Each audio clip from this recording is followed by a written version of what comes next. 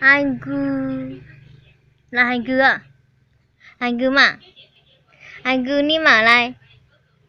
Hành cư. Hành cư. Mới là hành cư ni à? Hành cư ni mà. À, yung có cả chứ. Isi lah mah. Yung mo isi là. Hành cư. Mama. Hành cư. Ủa. Ủa. Ủa. Hành cư tía. Hành cư tía. Mà hành cư tía. Hành cư. Ây dồi. Ây ơi. Hành cư. Hành cư ni mà. Hai lít tiền rồi. Ô lít hai những.